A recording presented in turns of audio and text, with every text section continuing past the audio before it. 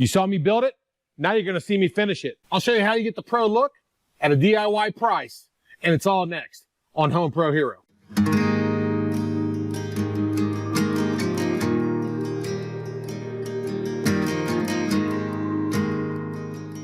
Hey, even though these are brand new, if you have used vanities or furniture or whatnot, you can use the same process to get that pro look. If you stick around to the end, I'll tell you exactly how long it took and how much it cost. Although it was a winter project, now it's a summer project. My wife's driving me nuts about getting these finished so we can get the tops on and start using our bathroom again.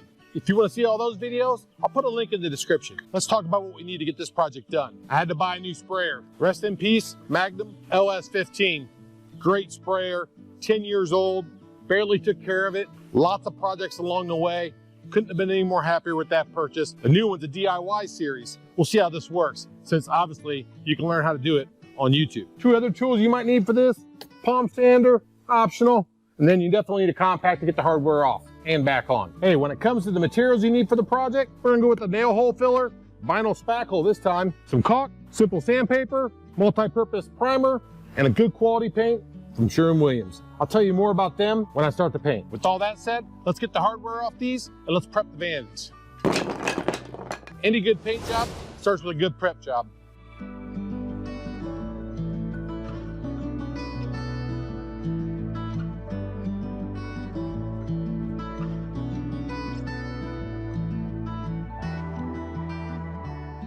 First thing I gotta do is I gotta fill all the screw holes, nail holes, whatever you wanna call them, with that vinyl spackle. I'm using 120 grit sandpaper on the palm sander and also the sanding block. You also wanna look for dings and dents in the woodwork that you might need to repair with the vinyl spackle. In the past, I've always used the pink spackle stuff. I don't remember what it's called, but anyways, I'm trying this vinyl spackling this time. It's from the same company, DAP, but I haven't been that happy with the old stuff I was using. So I'm gonna see how this stuff works. Now, for nail holes, I usually like to apply 2 coats with the sand in between. Hey, if you come across some raised nails, poor craftsmanship here. Not sure who did that. This little nail should do the job. Because of the heat, it's not gonna take long for this to set up. I'm also touching up on all the joints. You may not need to do this with like a refinish job, but for this job, I like to do it. I could probably get away with not doing it, but I'm doing it for the fun of it, I guess, just to show you guys. Been about maybe 20 minutes or so. It feels pretty firm already. Let's go ahead and knock down some of this. Sander, I'm gonna hit it real hard with the palm sander everywhere before I get done sanding. Boy, that looks pretty good. I don't think I need anything on the joints. If you can feel it, you're gonna see it. So you gotta make sure you go over with the second coat. But this feels phenomenal. Wow, really nice. Feather it in. Not hard, just labor. Yeah, it's not bad. Boy, it looks really good too. Holy smokes, this really sucks. Is it hot where you're at? Comment down below, let me know. It's only like 91 here in Indiana, but it feels like 100. And by the way, these things are kind of salty. They're made by 3M, so that explains that. But do a good job. I'm sure cheap ones do too.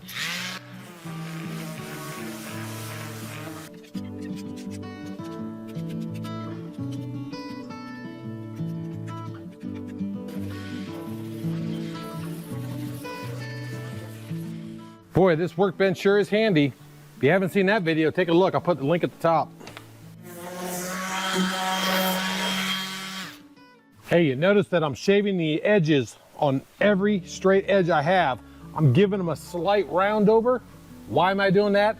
Paint does not stick well to sharp corners. If you put a little bit of a round on them, you'll see in the finished product, the paint will stick better and wrap right around and probably never come off the life of the furniture.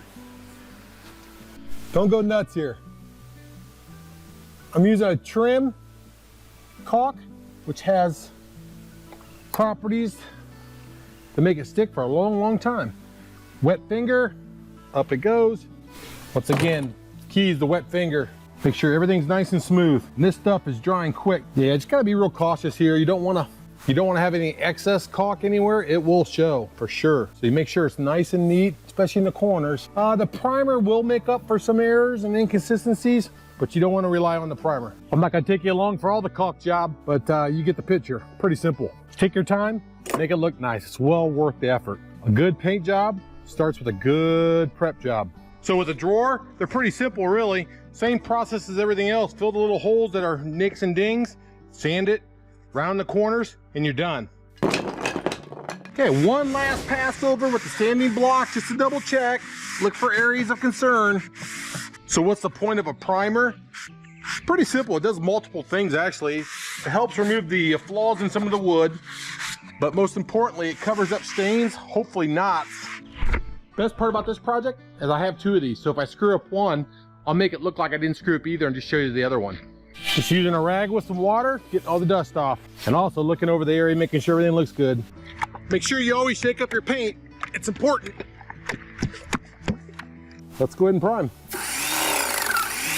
Once I see paint come out of here, I'm primed, I'll start the hose. So there's the paint. So let's go get the primer in the hose. We're gonna squirt water. Okay, now we're squirting primer. You can tell by the consistency. I got a piece of tar paper here. Not bad right there, really. That looks pretty good. You're just looking for the evenness. I could probably go up a little bit. Let me just try it one more time. That's actually really good. I'm gonna roll with it right out of the box.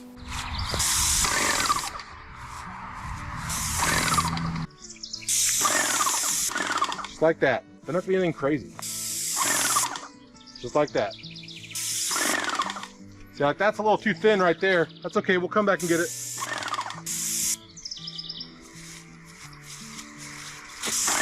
Good thing about primer, oh, did I get you? Yeah, a little bit. The good thing about primer is it dries super quick.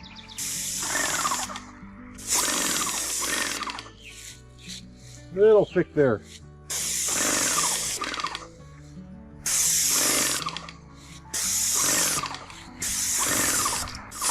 Okay, there we go. Just for example, I'm using the tip that came. It's a 5/15. 5 meaning a 5-inch spray, 15 means the size of the hole that lets the paint out. So it's supposed to be good for like thicker paints. Okay, we're gonna make sure that we're in a well-ventilated area. We're outside, so we're good. We're spraying water-based primer right now. No need to mask up other than just to protect my face from getting paint on it.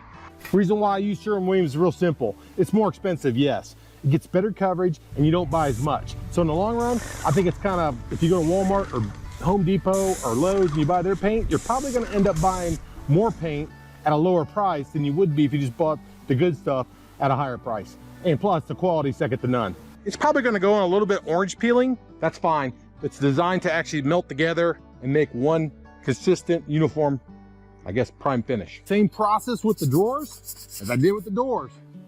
Yeah, that rhymes. Man, literally, I'm spending, what, 30 seconds on each drawer? This is that pro finish I'm talking about, man. Hey, son. Thanks. I help you, but I gotta run a GNC, get some more protein, so. Just gonna touch it up with the sanding block like I did with the drawers and the doors. But boy, it doesn't take much. The primer really does its job, makes it look really brand new. But you definitely want to sand in between, no doubt about it. If you don't, you're asking for a poor finish. And like I said earlier in the video, a good quality paint job starts with a good quality prep job. Make sure you shake your paint. So I'm using a basic trim paint, enamel. Boom. Should be coming in. There it is. There it is. Ooh, I like that spray right there. Perfect. Let's go with it. Primer does a good job of filling cracks and crevices, which is nice. And it also makes your finish stick well. If not, your finish can come off your wood very easily without primer. It's almost got like a porous type feeling to it.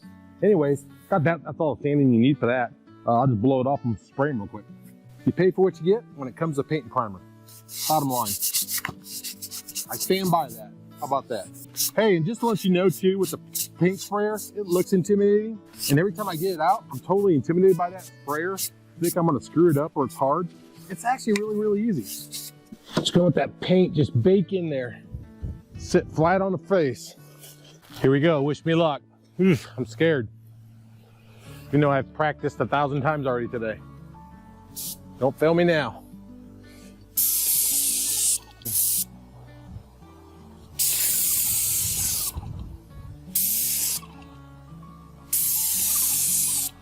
Just gotta be patient here. Can't rush it. Okay, the sides aren't too bad. It's a little light in certain areas, but I can live with that. I am getting a lot of bugs and debris on my stuff over there drying. That's all right, we'll sand out those spots. Hopefully tomorrow won't be as windy. But I do have it pretty thick, but I think it's gonna be fine. Good paint should level out. We'll see what happens. Okay, day 2's in the books. It's awesome, good feeling. All right, let's give that a break. Let's let it dry. Looks really good, looks like glass. Hope it stays that way. Early on day 3, I've got 1 coat to go, but I need to give everything a quick sand. It's been drying overnight in the garage for about 12 hours. The paint said it would be dry to touch in 2 hours, ready to repaint in 4 hours. So that 12-hour buffer, plenty of time to let this dry. And I can get the wife off my rear end about these vanities and not having her master bathroom. Show you real quick, I'm just using the same 220 pad. You can probably go a little bit finer than that, but I got the same pad.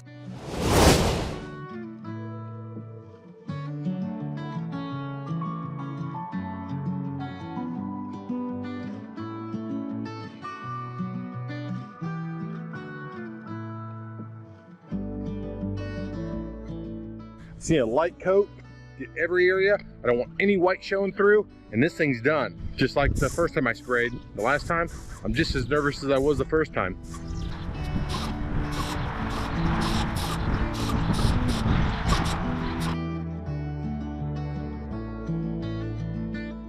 Okay, I think I'm extremely happy with that. Let's move it now. I got to. I want to get it on its back again. Seemed like the paint really set up well.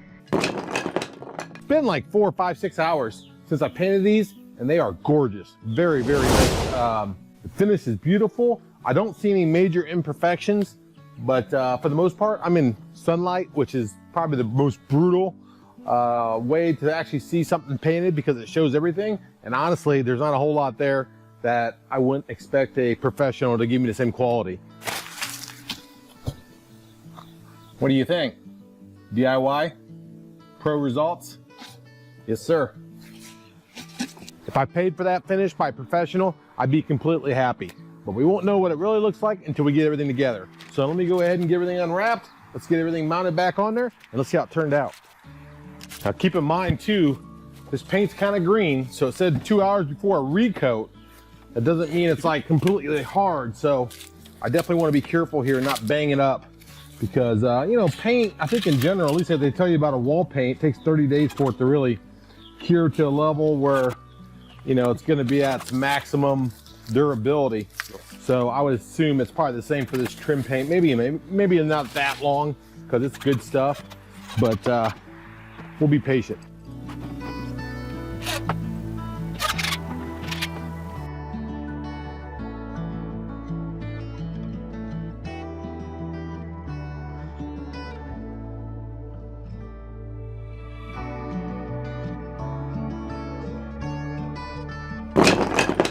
So what do you think?